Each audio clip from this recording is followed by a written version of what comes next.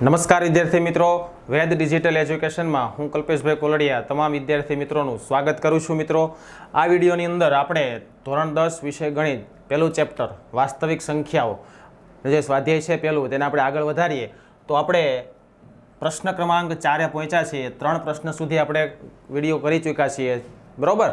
તો જે વિદ્યાર્થી મિત્રો નવા છે આપણી ચેનલમાં તે લાઇક, શેર અને સબસ્ક્રાઇબ કરશે, જેથી કરીને તમારા સગા સંબંધીઓ મિત્રોની અંદર આ વિડીયોની સોલ્યુશન છે સરળતાથી જોઈ શકે. તો આપણે શરૂ કરીએ. પ્રશ્ન નંબર 4 નવા સિલેબસ પ્રમાણે જ જે ગુજરાત બોર્ડની જે આવૃત્તિ છે નવા સિલેબસની એ જ પ્રમાણે આપણે આગળ સોલ્યુશન જોઈએ. ચોથો પ્રશ્ન એવો કહેવા માગે છે કે જો ગુસ્સા 306 અને 657 નો 9 હોય તો લસા 306 અને 657 શોધો. હવે મિત્રો, આના આગળના વિડીયોની અંદર કે જ્યારે આપણે સ્વાધ્યાય 1.1 શરૂ કર્યું ત્યારે મેં તમને લસા ગુસ્સા શોધતા હતા ત્યારે મેં તમને સાથે એક સૂત્ર આપેલું હતું જે મેં થિયરીમાં નહોતું આપ્યું, કારણ કે મારે દાખલાની સાથે જો તમને લખેલું હોય તો તમને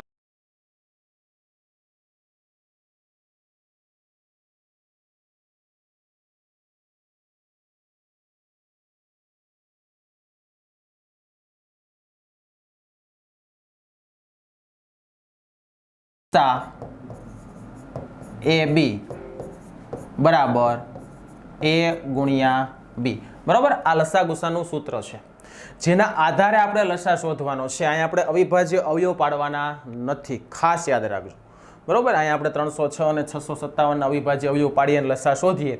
જવાબ તો સાચો જ આવશે, જે છે એ જ આવશે, પણ જે રીતે આપણને સવાલ કરેલો છે બરાબર એ પ્રમાણે આપણે દાખલાની ગણતરી કરવી પડશે.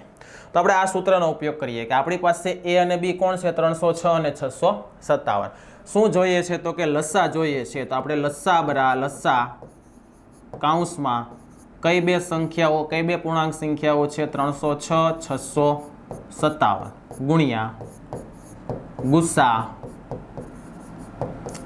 306 657 બરાબર 306 ગુણ્યા 657. આપણે એ અને બી ની કિંમત આપણે છોડી દીધી ત્યાં, બરાબર. હવે આપણને શું આપેલું છે? લસા કે ગુસ્સાની કિંમત? તો કે સાહેબ ગુસ્સાની કિંમત આપેલી છે, તો લસા એમને રહેવા દઈએ. લસા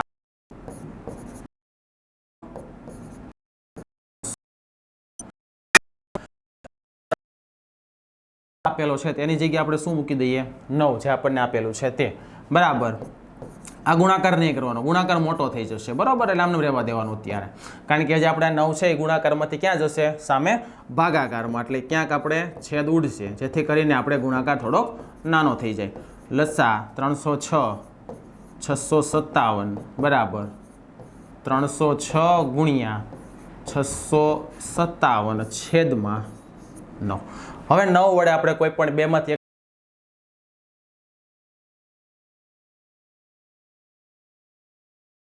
સેમ 9 ની ચાવી છે, બરોબર. સરવાળો કરવાનો 6 ને 3 9, તો 9 ના ઘડિયામાં 9 આવે છે, રાઈટ. આ બાજુ સરવાળો કરો 12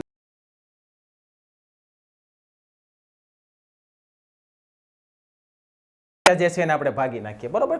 એટલે કે 6 ભાગ્યા 9 કરીએ. 9 1 9 9 2 18 શરૂ કરીએ. 9 6 54 9 7 63 9 8 72, એટલે ભાગ ન ચાલે, એટલે 9 7 63. 65 માંથી 63 જાય એટલે 2 વધશે 27. 9 તેરી 27. 73 સાથે ગુણાકાર ભાગાકાર ગુણાકાર થાય એટલે 657 આવશે. હવે આ બે સંખ્યાનો ગુણાકાર કરવાનો થશે. 306 ગુણ્યા 73. ચાલો ગુણી નાખીએ. 300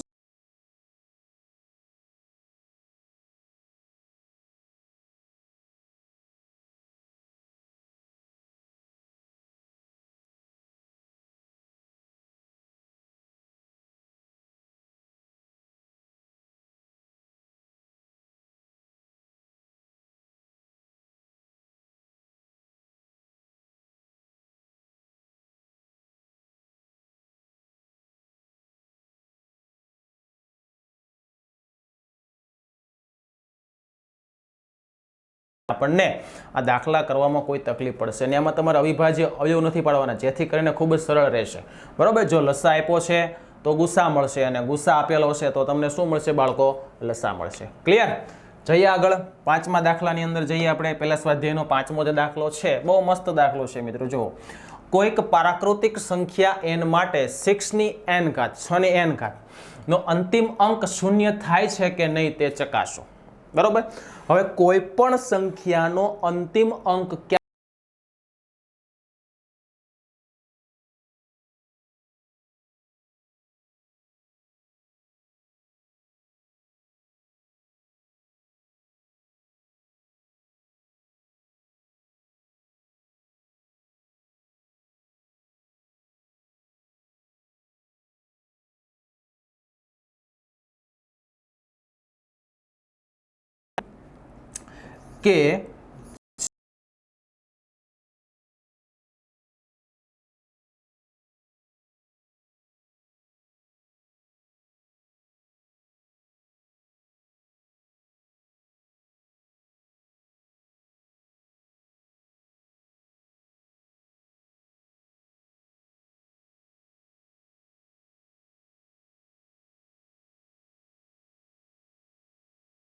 અવિભાજ્ય અવયવ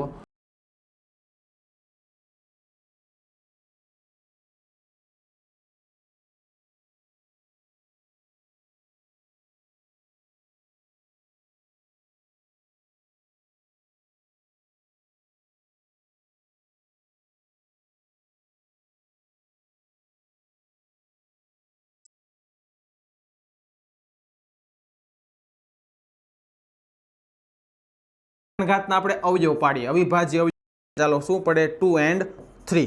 બરાબર. 2 તેરી 6 થયા એટલે કે 2 ગુણ્યા 3 એના અવયવ થયા અને n ઘાત તો છે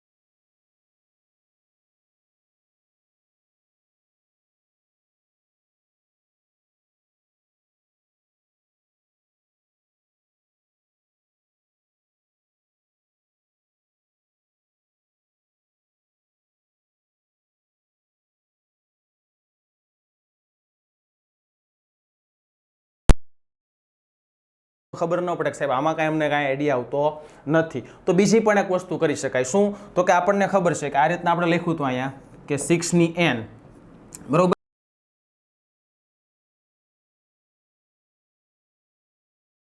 છે તો કે સંખ્યા ક્યાંથી શરૂ થાય? આપણે પહેલા વિડીયોમાં જોયું 1 થી. એટલે શું કરવાનું? તો સૌપ્રથમ n બરાબર 1 લેવાના એટલે 6 ની 1 ઘાત 6. પછી n બરાબર 2 લેવાના 6 ની 2 ઘાત 36. પછી n બરાબર 3 લેવાના 6 ની 3 ઘાત 216. આવી રીતે 4-5 એક્ઝામ્પલ લેવાના કન્ટિન્યુ 1 2 3 4 5 એવી રીતે આપણે ઘાત કરતી જવાની. બરોબર. પછી લખવાનું કે ઉદાહરણ ઉપરથી માલુમ પડે છે કે અહીં 6 ની n ઘાતનો અંતિમ અંક શૂન્ય થતો નથી. કારણ કે તમને જેટલા પણ એક્ઝામ્પલ લેશો તમને દરેક વખતે અંતિમ અંક શું મળશે? 6 મળશે. ક્લિયર?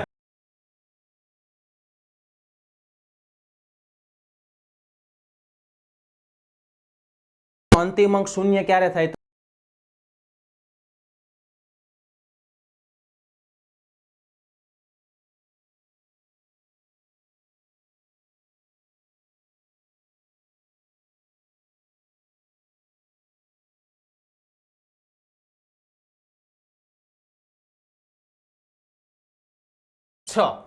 સમજાવો 7 ગુણ્યા 11 ગુણ્યા 13 પ્લસ 13 અને 7 ગુણ્યા 6 5 4 3 2 1 પ્લસ 5 શા માટે વિભાજ્ય સંખ્યાઓ છે? તો પહેલા આપણે આ સમજવું પડે કે કોઈ પણ સંખ્યાઓ વિભાજ્ય સંખ્યાઓ એટલે કેવી સંખ્યાઓ કે જે સંખ્યા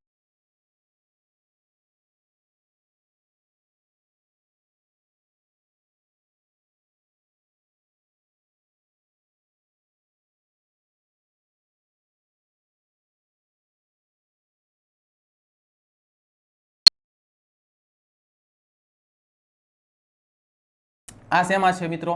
સરવાળામાં છે. બરોબર, સરવાળો કરીને 13 આપેલા છે. ક્લિયર? હવે શું કરીશું આપણે? તો કે આ 3 નો ગુણાકાર કરીએ અને 13 એમાં જોડી દઈએ. બરોબર, આ 3 નો ગુણાકાર કરીને 13 જોડીએ એટલે તમને શું મળે? એક નવી સંખ્યા મળશે. એ સંખ્યાના અવિભાજ્ય અવયવો પાડીએ તો એના અવિભાજ્ય અવયવમાં શું આવવું જોઈએ? તો કે 2 થી વધારે અવયવ મળવા.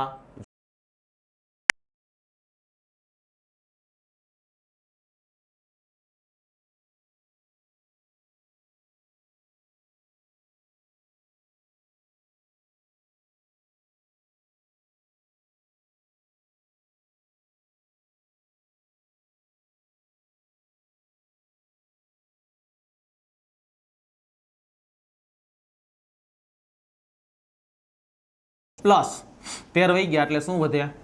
1. ખ્યાલ આવ્યો?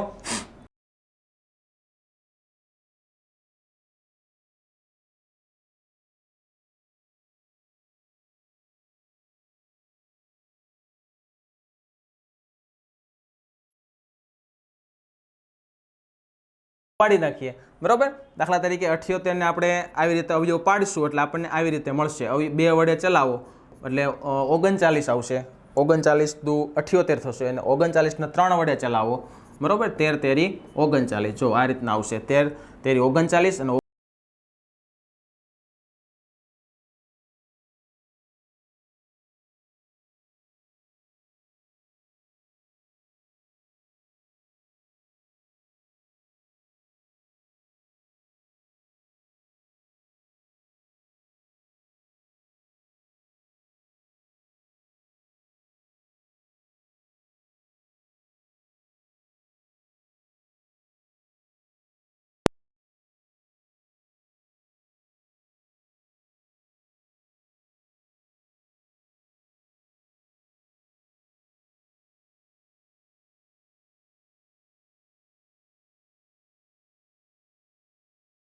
સવાલ જોઈએ આપણે. સવાલ આવો આપેલો છે 6 5 7 ગુણ્યા 6 5 4 3 2 1 પ્લસ સામાન્ય શું છે? તો કે સર 5 દેખાય મને. ઓકે, 5 સામાન્ય કાઢો એટલે 7 ગુણ્યા 6 ગુણ્યા 4 ગુણ્યા 3 ગુણ્યા 2 ગુણ્યા 1 પ્લસ 5 નીકળી ગયા એટલે 1. ચાલો ગુણાકાર કરીએ 5. બરોબર, આ બધાનો ગુણાકાર કરવો પડશે મિત્રો, કરવો જ પડશે, કોઈ ઓપ્શન નથી આપણી પાસે. જો 1 ગુણ્યા 2 2 તેરી 24 ગુણ્યા 7 6 42. બરાબર, એટલે આપણે શું કરીશું? 42 ગુણ્યા 2 દુ 4 2 ચોક 8 4 દુ 8 ચોકે ચોકે 16 8 0 વધી પેઢી 1 9 ને 1 10 1008 એટલે 1008 પ્લસ 1 તો છેલ્લો ઉપર આવેલો છે એટલે અહીંયા મળશે 5 ગુણ્યા 1009. બરોબર, અને 1009 જે છે એ તમને કોઈ સંખ્યા વડે તમે નિશેષ ભાગી શકવાના નથી, જેથી કરીને આપેલ સંખ્યા જે છે એ કેવી થશે? અવિભાજ્ય સંખ્યા છે 1009. તો આપણને આ જે સંખ્યા આપેલી હતી એમાં પણ આપણને 2 અવયવો મળ્યા. બરોબર, આ સિવાયનો અવયવ છે જ કોણ? તો કે એક એકડો અને એક સંખ્યા પોતે જે ગુણાકાર કરીને થવાની હોય તે. તો અહીંયા પણ લખી શકાય અહીં 7 ગુણ્યા 6 ગુણ્યા 5 ગુણ્યા 4 ગુણ્યા 3 ગુણ્યા 2 ગુણ્યા 1 પ્લસ 5. બરોબર, એ અહીં આ જે સંખ્યા લખી ગુણ પ્લસ 5 માં અવિભાજ્ય સેમ ટુ સેમ આગળની લાઈન લખી જે લખવાની છે, અવિભાજ્ય અવયવો મળતા હોવાથી અવિભાજ્ય અવયવો મળતા હોવાથી તે સંખ્યા કેવી થશે મિત્રો? વિભાજ્ય છે. બહુ સરળ. બરાબર, આ નથી આવડતું તો શું કરવાનું સાહેબ? તો કે આ બધાનો ગુણાકાર કરો પ્લસ 13 કરો, જે આવે ને અવિભાજ્ય અવયવો પાડો. આપણે આગળ પાડતા હતા એવી રીતે. બરાબર, બોક્સ કરો, ટ્રી કરો. બરાબર, જે રીતે પાડો રીતે પાડી શકાય છે. સેમ ટુ સેમ આ એવું કરવાનું, આ બધાનો ગુણાકાર કરવાનો પ્લસ 5 કરવાના અને અવિભાજ્ય અવયવો પાડવાના. લસા ગુસા આપણે કેમ અવિભાજ્ય અવયવો પાડતા હતા, સેમ ટુ સેમ એ જ રીતે. બરાબર, ચાલો નેક્સ્ટ આગળના સવાલમાં જઈએ. આ સ્વાધ્યાય 1.1 નો લાસ્ટ સવાલ છે. રેડી? રકમ ખાલી મોટી છે, બીજું કશું નહીં મિત્રો. એક રમતના મેદાનમાં વર્તુળાકાર માર્ગ છે. સોનિયાને તેનું એક પરિભ્રમણ પૂરું કરતા 18 મિનિટ લાગે.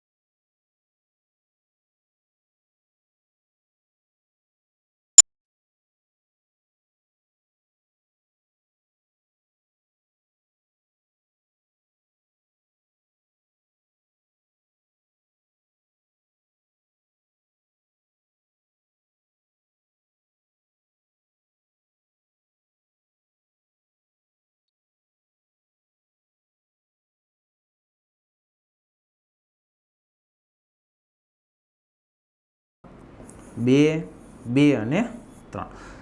ચાલો 18ના અવયવ તમને મળે છે 2 ગુણ્યા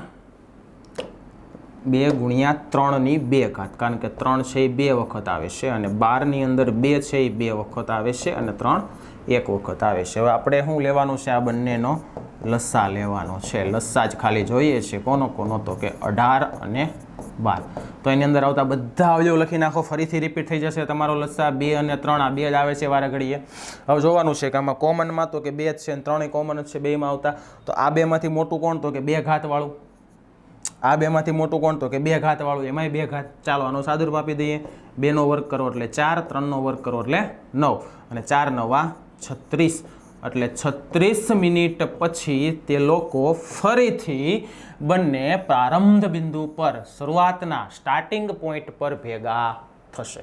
ખાલી માત્ર શું મોટી હતી મિત્રો? આની અંદર રકમ મોટી હતી. બરોબર? તમને શું માંગ્યું હતું? તો કે એક સામાન્ય 2 નાની સંખ્યાનો લસા માગેલો હતો. ક્લિયર મિત્રો? તો મિત્રો આ વિડીયોની અંદર આપણે અહીંયા સુધી રાખીએ. બરોબર? આપણે આના પછીનું જે સ્વાધ્યાય છે તે આપણે નેક્સ્ટ વિડીયોની અંદર જોઈશું.